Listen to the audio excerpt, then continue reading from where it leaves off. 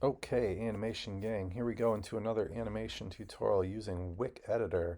We are going to today look at animating steam coming off a hot cup of joe, or hot cocoa, or tea, or whatever you happen to be feeling like animating steam coming off of. This could be coming off a pot of soup, or someone who's really angry, or anything you can think of. So, as I get started into this, you'll see really not much movement other than the steam coming out of the cup. I have one layer for the cup, one layer for the table, and then, about 15 or so frames of some animated steam bubbles. So we're going to be using the brush tool and turning down the transparency so that we can get it to look like steam. All right, let's start a new project as I click new, create, and what I'm going to do first is actually, I already closed my other project, but I wanted you to make this a square project. So just to change up our size a little bit, I'm going to do 720 by 720 so that my project space is square. We could also take a second here and set our background colors if you want to. You could also do this at the end. Maybe I'll actually save this for the end. So I'll say apply. Yeah, sometimes it's good to name our projects here too. Good to name them. That way when we save them, they have names.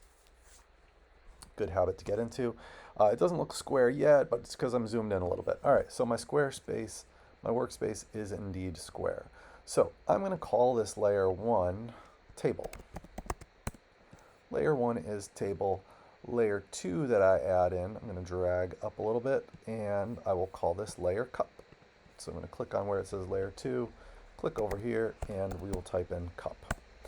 Anytime we have layers, like two or three, more than two layers in a project, it's probably good to name them just so that you can kind of keep track of what is on what. So as I start in here, I'm going to take my rectangle tool. The outline, as we know, I like to make 0 outlines, so I could turn this, turn this all the way down to 0 transparency when it comes to my outline and my fill color.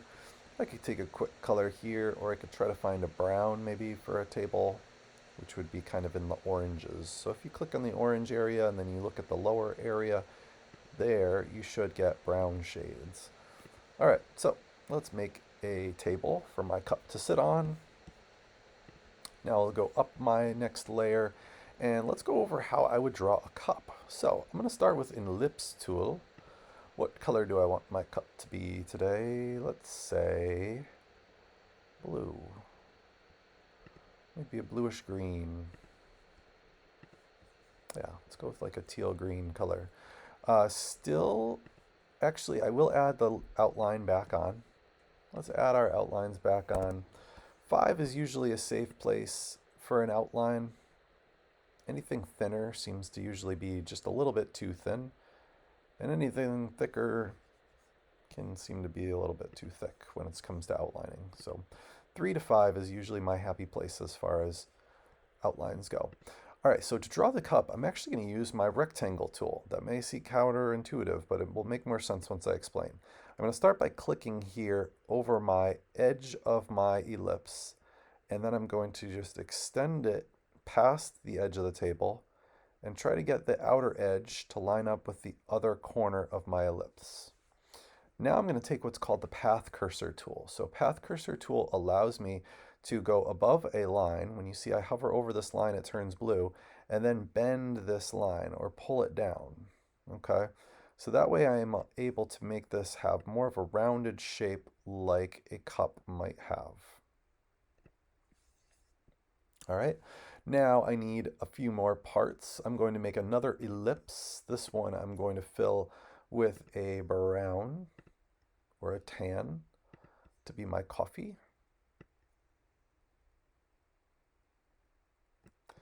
That shape seemed like it was just not quite in the right spot. I could move it around. Let's take this shape and try to move it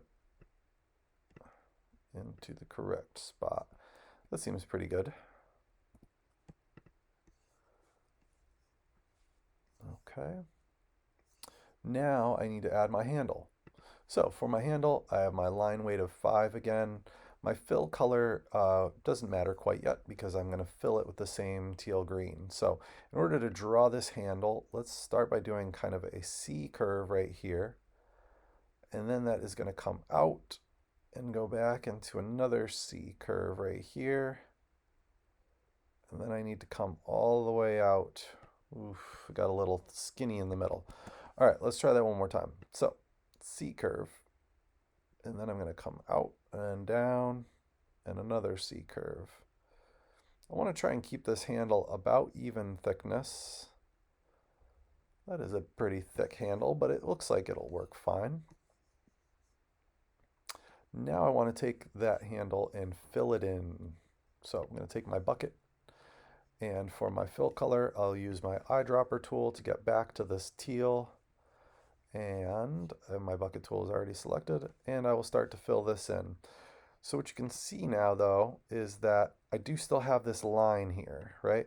I can try and click on the line, and that sort of covers it, but it just fills in the whole entire outline, right? So there's a couple things I can do. I can take my eraser, and I can erase that line. It's going to erase some of the green color as well, but I can just fill that back in. You can see I have these stubborn little dots that aren't leaving, but something we could do is use our path cursor tool. So if I try and get right over this little end dot, I could just make that dot line up just right. So if you see, if you zoom in far enough and you click on the very end points, and even these I can adjust and fix my handle so that my handle looks a little bit better, right? So when I zoom in, I can really use my path cursor to help me out with that part. I can use my pan tool. When you're zoomed in, you want to use your pan tool to kind of move around on a picture. So when I zoom in, your pan tool is going to be really helpful to make sure you get like the right area you're working on in front of your stage area. So I'm going to take my eraser again and try and knock out. I could make this eraser brush bigger. That might make it a little bit easier, but that works okay. I'm going to use my path tool again to move that line up. And then it's pretty much just take my bucket and I got to fill in these shapes in order to make my handle look good. All right. All right, we've drawn a mug. Freehand drawing a mug. Okay, so let's extend some frames here. I want this table, again, I'll pull it out to like 20 or so. And the cup is actually going to just hang in there as well. And we need one more layer. 3 layers. Our third layer, we're going to call it steam. I am going to label this one steam. All right, let's move it up to the top. Okay, so our steam, where we're going to add our steam, I'm going to go to my second frame, leave my first frame blank just for a little bit of a pause there. I'm going to take my brush tool, choose a color for steam. Let's say it might be kind of like a gray or a blue, maybe a bluish gray. I'm going to go right in here. Something between blue and gray. That seems good. All right, let's zoom and pan. Zoom and pan. Okay, so what I want to do is start to draw my steam cloud on this second frame of my steam layer. I'll start with a brush. I'm going to make this brush size bigger. Let's see what it looks like. That looks like pretty good size. So I'm going to start by kind of drawing a bit of a cloud, but I want to make sure that this is a little bit transparent. So I'm going to turn this down to about 50% transparency. So just putting that spot in the middle there is going to make it transparent. So it's hard to tell now, but you can see as I kind of stop clicking and layering more steam bubbles on top of others that you could see through them. All right, that looks fine for my first start of my steam. I'm going to go my second one and turn on my onion skin. And now I'll kind of layer a little bit more over it. And maybe I'll let it go up some more, right? Because steam rises. The other thing maybe I'll do is have a little bit more that's coming off the cup down. So a little bit up, a little bit down, and then we'll just keep that process going. So maybe my main steam shape will kind of float up a little bit more, Maybe I'll have a little hint of it over here. Maybe there'll be a little more steam bubble over here and there. And I'm just going to kind of scatter these. So maybe my main steam bubble comes up all the way off. This kind of second one comes here. Maybe have another new one start to float off there. We shouldn't need too many of these. We'll say we'll shoot for 15, right? 10 to 15 is probably a good spot. Remember, we're at 12 frames a second, so if you want about a second of good steam bubbles, we go for about 12, so maybe that's what we'll shoot for here. And just letting these bubbles kind of overlap. We could just do single clicks too, right? Just single clicks for little steam bubbles coming off of our coffee.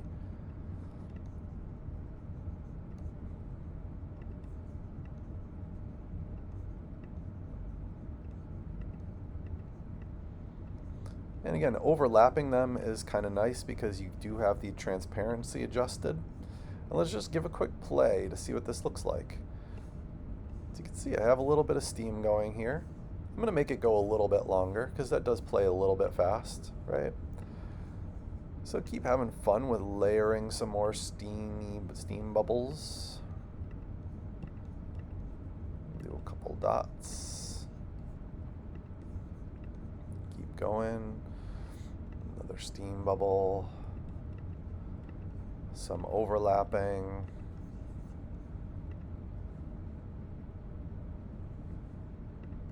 All right, my goal was 12. I'm gonna commit to it.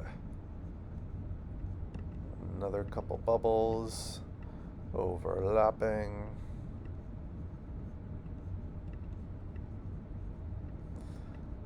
Make them overlap the cup a little bit too, I think is a good thing to do. It just shows more size, dimension, and space. All right. So that was my goal, to get to about 12 frames or so, about 1 good second of steam. All right, I think I've got it. It's a piping hot cup of coffee right there. So if I want this steam to steam more continuous and not have sort of that dead space at the end, I'm just gonna shorten down this to about 15 frames. And now there's not that much of a pause after my steam gets done playing through. Right? It just kind of keeps continuing around, okay? So if you wanted to, you could just make this keep going all the way right to the end, or I could pull this down even closer, and then there would be even less of a pause, right? And that just kind of keeps that steam rolling right through. All right, so export this as a GIF. You could give this a background color before you save and submit. Let's see, maybe something that is kind of a good contrast to that teal blue, maybe something more like a pinkish or a purplish color. Let's try and apply it. Yeah, there we go. And that really allows my steam to stand out a little bit more too than the white background, right? Awesome. There it goes. All right, hope you guys have fun getting creative with your own steam animations.